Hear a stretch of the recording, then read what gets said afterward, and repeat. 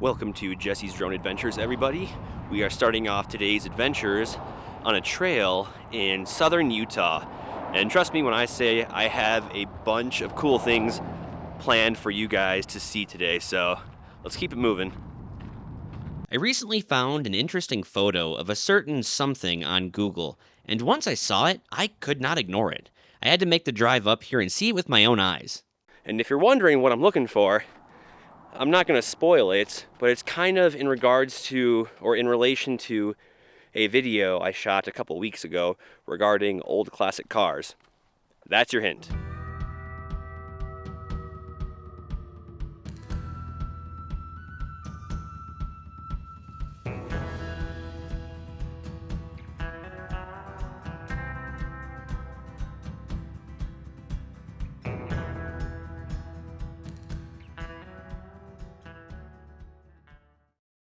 Look at the texture of this rock. All the little grooves on it.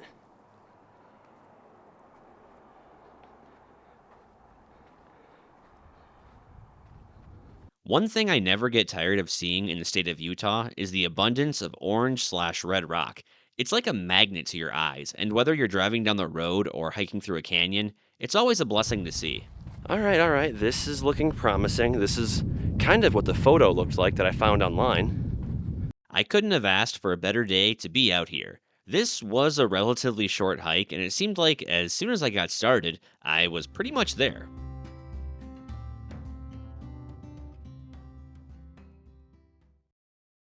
Look at that, ladies and gentlemen. Probably a couple dozen old cars embedded into that wall there. Let's get closer. Here's our first look. You can see how they're all pummeled together. How cool is this?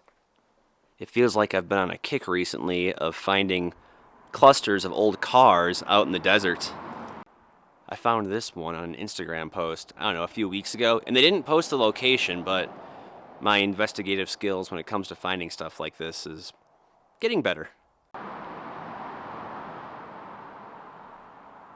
I'd guess there's probably a couple dozen cars here, and there's probably even more in there, because this is just what you can see on the outside. Look at all those bumpers. Is that a license plate?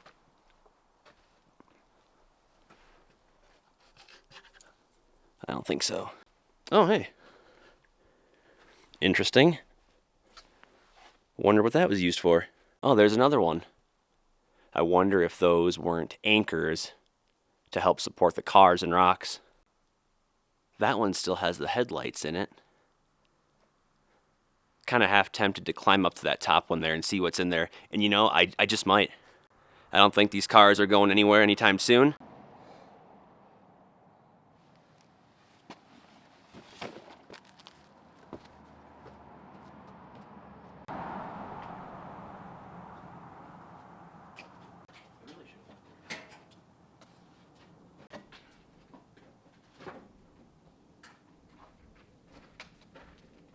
I was noticing on some of these cars here, you can see they use some sort of wire to prevent the door from opening to hold all that rock in there. Yeah, if you didn't use cars like this to kind of help support the road, it wouldn't be here that long, especially after a good downpour.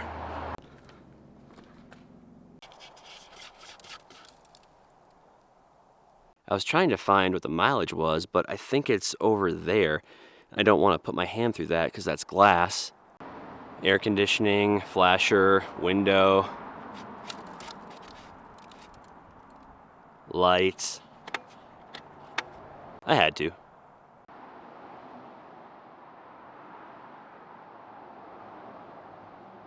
Shortly after I climbed up here to get some shots, I noticed there's more over there.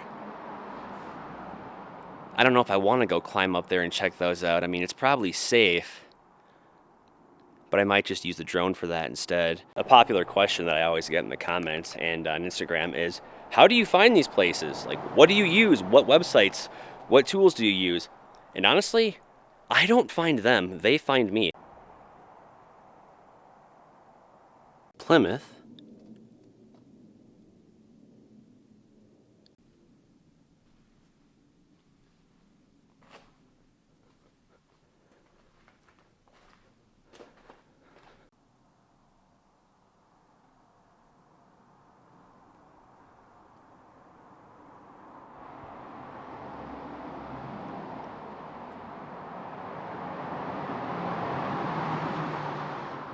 I used my drone to get some close up shots of the vehicles, especially the ones that I could not make it up to.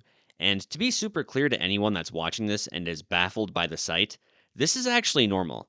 You see, all over the world, old cars like this have been used for erosion control, typically found next to roadways, foundations, or any type of land that they want to preserve and not let it get washed away due to rain or seasonal flooding. And if you go on Google and type in cars used in washes for erosion control, you can find dozens of examples.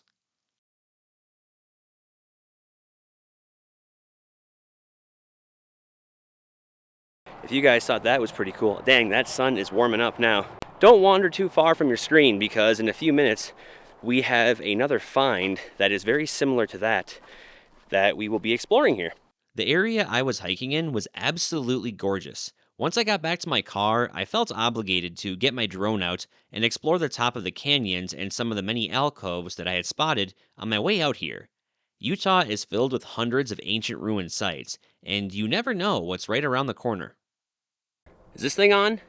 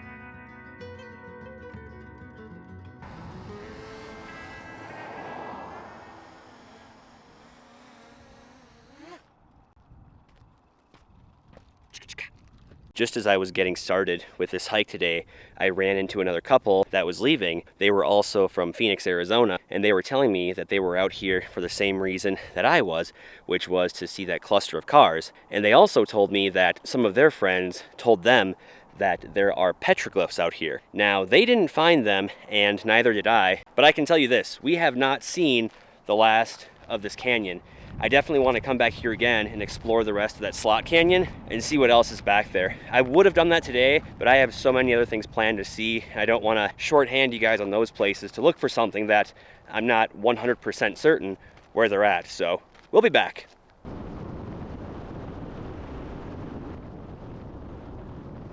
Down the road from here was a geological phenomenon that caught my eye on my way out here, and I couldn't wait to check it out. I did have to be extremely careful though, as there are many wilderness areas, national monuments, national recreation, and many sensitive areas where you cannot fly drones. Now, I was about a mile away from the site that I had planned to launch my drone at, but then I saw this.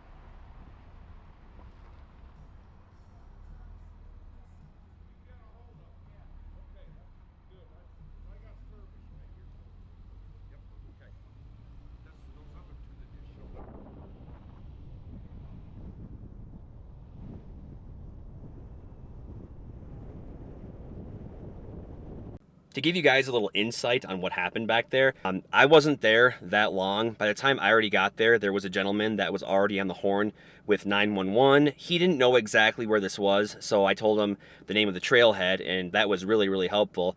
But from what I was overhearing, it sounded like a biker was kind of going around the curve there and lost control. And I guess there were two people. One was okay, and the one was still on the ground. But after talking to the gentleman there, he said 911 is already on the way. They're going to be here very, very soon. And there were already plenty of people there. I'm no EMT, I'm no medical expert. And what I was kind of gauging from the situation, they pretty much are doing all that they could at that point with everybody that was there. So they didn't need me. 911 is on the way. Page isn't that far. The town of Page isn't that far away. So I imagine the ambulance will be here very, very soon. But yeah, that's what I got.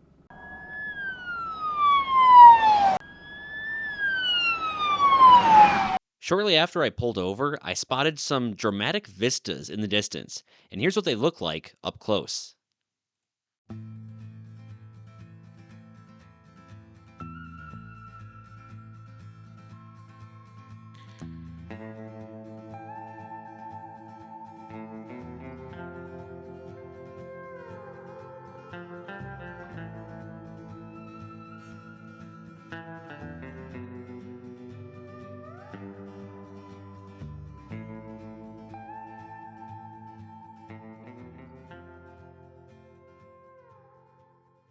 One of the many aspects that I love about the state of Utah are the picturesque landscapes, and I think it's pretty evident as to why. As many times as I've driven down this highway, it still doesn't feel real, and it feels like I'm on another planet, even though I'm only about 5 hours away from home. And if you're curious as to how all of this formed, just like I am, here is the simplest way that I can explain it. Are you ready? It's erosion. There you have it. In all seriousness, though, that was a big part of it, don't get me wrong, but here is a little bit more detail on how things worked on the back end. You see, millions of years ago, or thousands of years ago, depending on your beliefs, the land out here was relatively flat, but then a period of uplift occurred on the Colorado Plateau.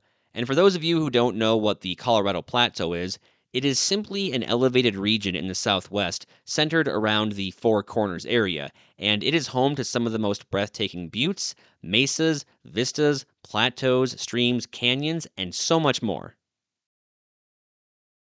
Now, when this uplift occurred, it caused all the rivers and streams in the area to flow significantly faster.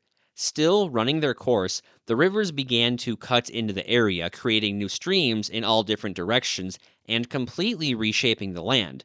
Now, multiply this large scale erosion over the course of hundreds of thousands of years, factoring in things like floods, rain, snow, and severe weather. This is what we are left with today. Now, of course, erosion is still going on today, but not like it was back then. It is very incremental. But in an alternative universe where time machines exist, I think it would be really cool to take a photo of this region and then travel back in time to compare it to what it used to look like. Not only that, but can you imagine what it will look like in a few thousand years? Okay, now, enough with the geology talk. Let's move on. We are currently heading south on Highway 89 to Page, Arizona. Little side note here, if you ever find yourself out in the southwest, I would recommend taking Highway 89 from Page, Arizona, all the way to Mount Carmel Junction, and then take Utah State Route 9 all the way to Springdale, which is only a stone's throw away from the famous Zion National Park. Now, this is the opposite direction in which we are currently heading, but the drive from Page to Springdale is an absolutely gorgeous drive, and it's fun to see the land go from this dry, orange, pale desert to the vibrant green, red, and burnt orange, towering rock skyscrapers, that's what I call them, that surround the little town of Springdale. I also did a video on this about 1 year ago showcasing the drive from Mount Carmel Junction to Springdale, and I highly recommend watching that video, and I will link it at the end of this one.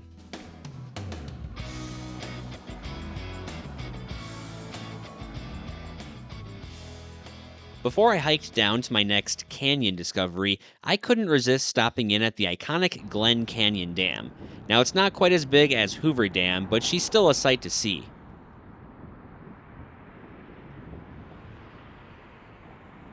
On average, the Glen Canyon National Recreation Area receives approximately 3.8 million visitors per year.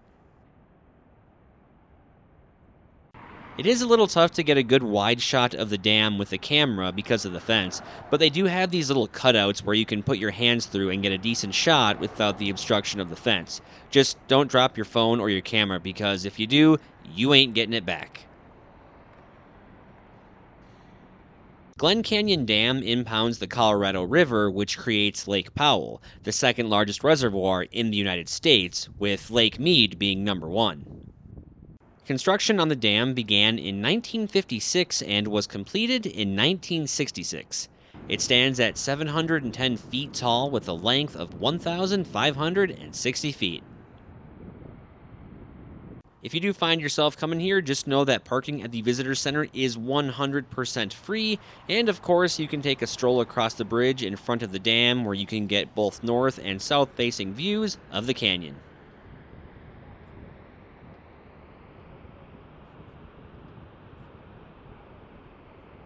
The day I was there, I happened to be lucky enough to catch a glimpse of Glen Canyon Dam releasing water downstream.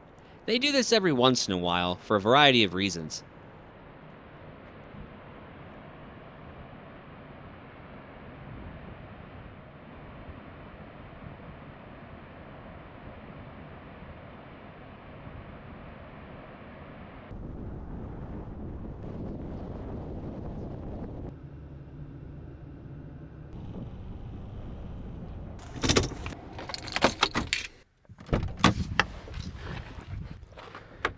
What we are looking for now is straight ahead down in this canyon, and I think I can see a small speck of said items that we are looking for. Straight ahead, right down there. Google Earth, like I've always said in the past, who knows how up to date it is, but I'm like 95% sure those items are still down there. Wish I would have brought my sunglasses. It's not that, oops, almost tripped. It's not that hot out here, but that sun is very taxing on the eyes. Lucky for me, this is a very short hike.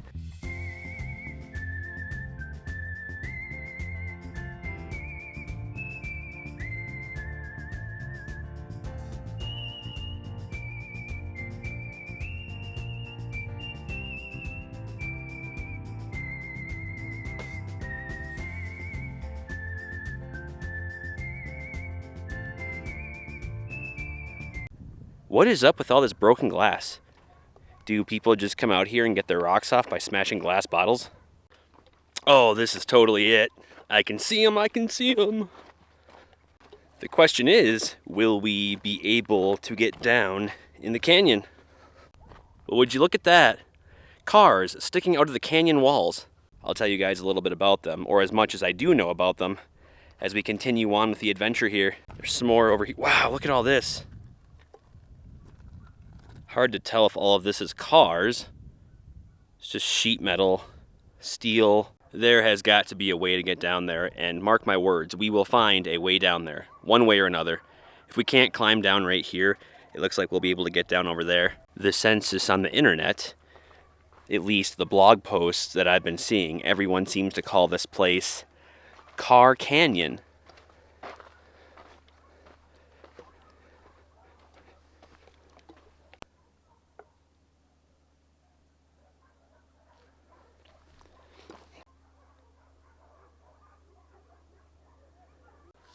Oh, look at that.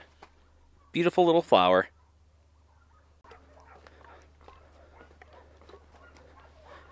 I mean, wow. That white one there looks like it's just barely hanging on. Oh, and there's so many more over there. Those dogs, good God. Well, now the fun part, we get to hike down there. This should be fun.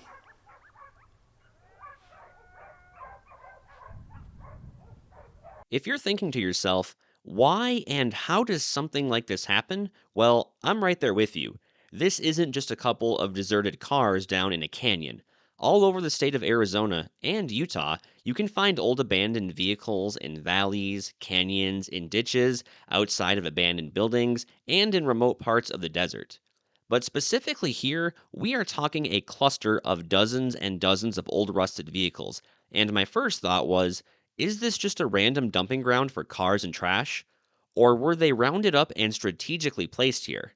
I'll address this in a moment, but first, I couldn't make it down the way I originally wanted to, so I figured, you know what, I'll just walk down the canyon a little bit further because it looks like there's like a little bit more of a slope down here where I can get down easily. And look what I found. More cars and box springs and a variety of other types of metals. There's just so many out here. I bet if I walked a lot further down the canyon, we'll probably find a lot more. But I don't want to go too much further today because I still have a few more things to show you guys. But look at this. Isn't that ridiculous? And this is why I do what I do.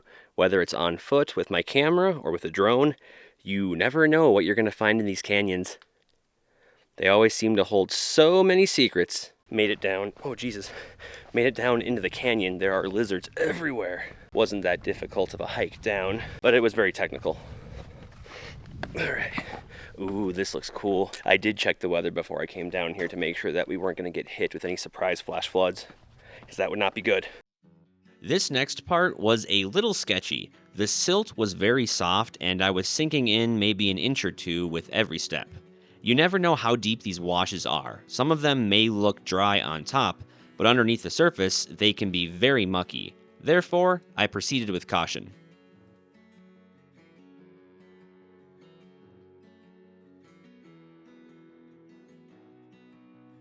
Well, shoot. I don't think we're going to be able to make it up there. That is way too steep. I mean, I could try. I think I might. But I can't get up there because this... Let's see, hold on. I can't make it up there because of the angle of this rock. I mean, we can try. I might have to put the camera down, but I think if I could get my feet where those grooves are, I might be able to. All right, we're going to try. A few moments later. Quick update for you guys. That didn't work. I tried to put 1 foot there and then try to grapple on to this little crevice right there, but it wasn't working. Every time I would put my foot on there, I would just fall. Kind of banged up my knee a little bit. It's not too bad, but I'm not going to keep trying. It is just way too slick. This looked pretty easy on Google, but sometimes you don't know until you get there. What are you going to do? We're gonna do. Feels like I'm at the bottom of the Grand Canyon. Found a GMC tailgate. At this point, we're pretty much canyoneering. All that water, that's got to be like super sticky mud. And there's a puddle right beneath me. I may have to wrangle up some of my friends and come on out here and hike this all the way down to the Colorado River, and then see if there's a way we can hike back up to those cars. Now for the million-dollar question. How did all of these cars end up down here? Well, a blog post that I found online, which is identical to many other online articles, said the following. If you ask locals about this place, many of them will give you a similar story about how there was a mass exodus from the town of Page, Arizona, shortly after the construction of Glen Canyon Dam, which was completed back in 1966. After its completion, many of the residents were out of work, and they decided that it would be best to pick up everything and leave. Well, everything except for their cars. But I would imagine there was probably something wrong with all of these vehicles, or maybe they just didn't run, because why would you leave behind a good running car? The city was not fond of the abundance of cars left behind sitting in the streets and driveways. So what did they do? They instructed waste management to get rid of them, and their idea of getting rid of them was pushing them over a cliff down in a canyon. And they've been there ever since. If anybody from Page, Arizona, or once lived in Page, Arizona, has any more details that you'd like to add, please feel free to do so down in the comments section. Any additional information on the story of these cars and how they wound up here would be greatly appreciated. Now this is where the video should have ended. I almost didn't include this footage you are about to see because I didn't feel that it quite fit the exploration theme of the video. The plan was to turn it into a 45-second reel and share it on my Instagram for those of you that follow me on there. But after carefully reviewing the footage that I shot, I wanted to show you guys a very magical place that I feel truly embodies and captures the peak season of fall in Arizona, at least up in these parts. Enjoy.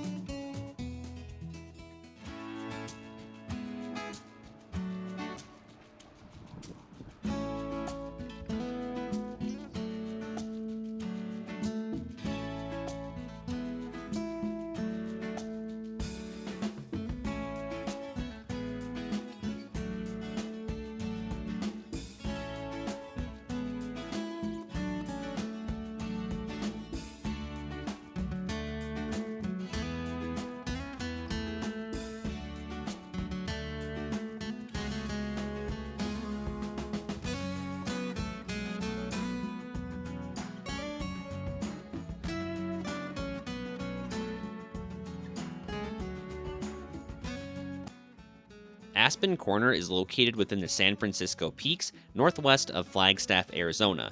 And while watching this video, if you get the sudden urge to drive up here and check out these gorgeous fall colors, you definitely should, but you better hurry. This video was uploaded on October 18th, 2025, and this is when the colors are peaking. However, the temperature has also been dropping, which means the leaves are too, and they even have a good dusting of snow on the mountain. Now, I'm no meteorologist, but in my opinion and experience in coming up here, I would say you maybe have a good week to a week and a half to come up here and catch some fall colors. But that is just up here. There are still dozens of places around Arizona where you can still catch some fall foliage. Aspen Corner is only a short 5-mile drive up Snowbowl Road, and if you make it up here on the weekend, be prepared to drive slow and watch out for waves of people walking around and snapping selfies like they're going out of style.